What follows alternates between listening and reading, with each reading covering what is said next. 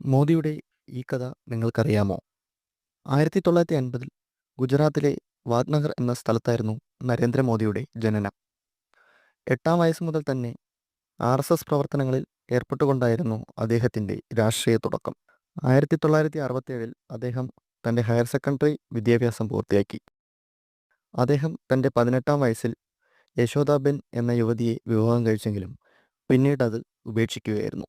മുന്നോട്ടുള്ള അദ്ദേഹത്തിൻ്റെ രാഷ്ട്രീയ യാത്ര വിജയമായിരുന്നു. 2001 മോദി ഗുജറാത്തിൻ്റെ മുഖ്യമന്ത്രിയായി നിയമിതനായി.